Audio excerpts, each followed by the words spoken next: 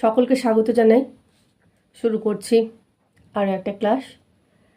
এর আগের দিনে বলেছিলাম বর্ণমালা বা অ্যালফাবেট, সঙ্গে শব্দ নিয়েও আলোচনা করেছিলাম। বাংলায় একটা উদাহরণ দিয়েছিলাম, সেটি হচ্ছে, উদাহরণের থেকে সংজ্ঞাতে যাই, তাহলে বুঝতে সুবিধে হবে। বাংলায় একটা উদাহরণ নিয়েছিলাম আমরা, ক আর চ। ক একটা বর্ণ, চ একটা বর্ণ, এই দুটো বর্ণ। ওয়ার্ড বা শব্দ কাকে বলে?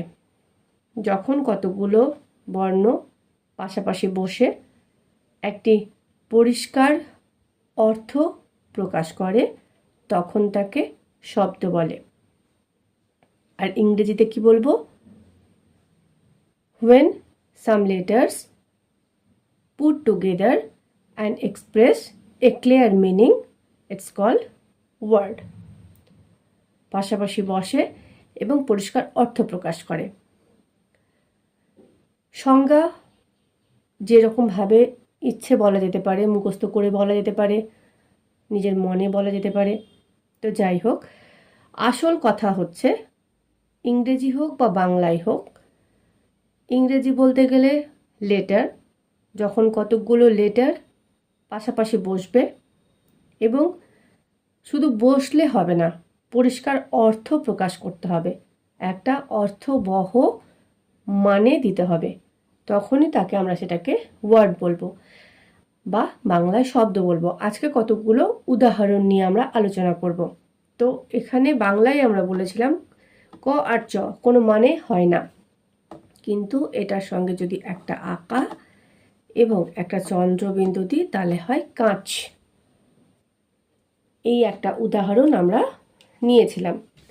এবার কিছু ইংরেজি উদাহরণ আমরা আজকে নেব। 1 নম্বর,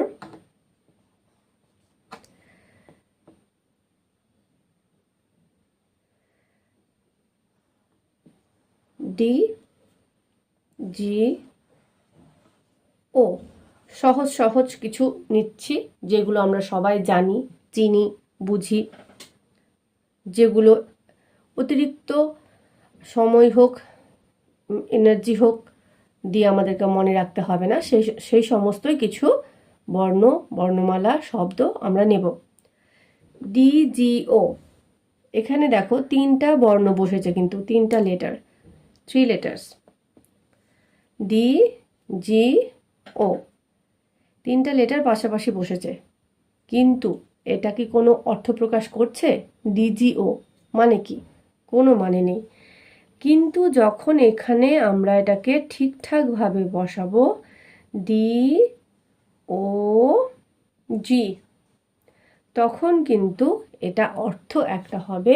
এটার অর্থ কি হবে? ডগ। এটার অর্থ হবে ডগ।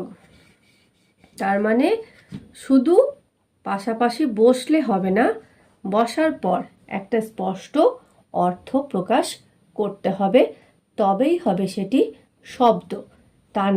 তা না হলে সেটি হবে বর্ণ, অনেকগুলো বর্ণ, বর্ণমালা। 2 উদাহরণ নিই, একটা TCA।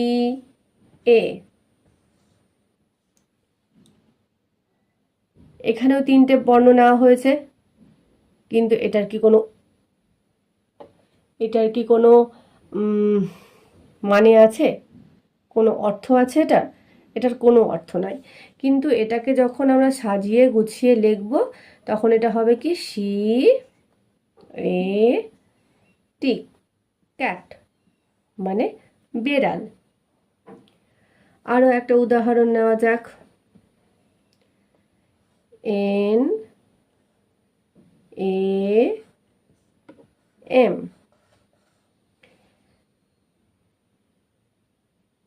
NAM, এটার কি কোনো অর্থ আছে?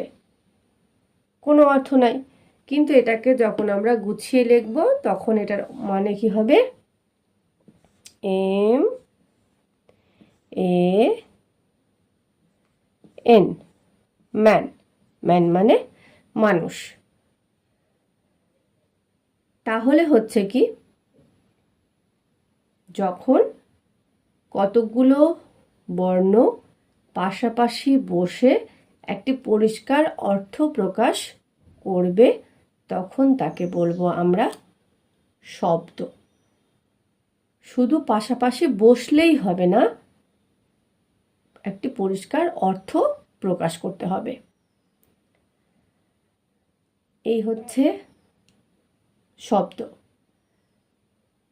তার মানে যখন কোনো শব্দ, যখন কতগুলো বর্ণ আমরা নেব, নেওয়ার পর ভাবতে হবে যে এটা অর্থ প্রকাশ করছে তো। যদি অর্থ প্রকাশ করে তাহলেই কিন্তু সেটি হবে শব্দ, অন্যথায় কিন্তু সেটি শব্দ হবে না।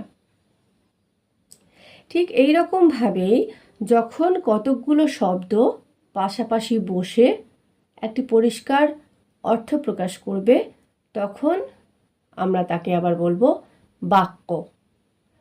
ঠিক যেমন কতকগুলো বর্ণ পাশাপাশি বসে হলো শব্দ, ঠিক তেমনি কতকগুলি শব্দ পাশাপাশি বসে হবে বাক্য। এটুকুটাই আজকে থাক। পড়ো, বই দেখে বুঝো, মেলানোর চেষ্টা করো। যদি কিছু জানতে ইচ্ছে হয় কমেন্টে অবশ্যই প্রশ্ন করো, আমি চেষ্টা করব উত্তর দেওয়ার। আজকের ক্লাস এইটুকুই।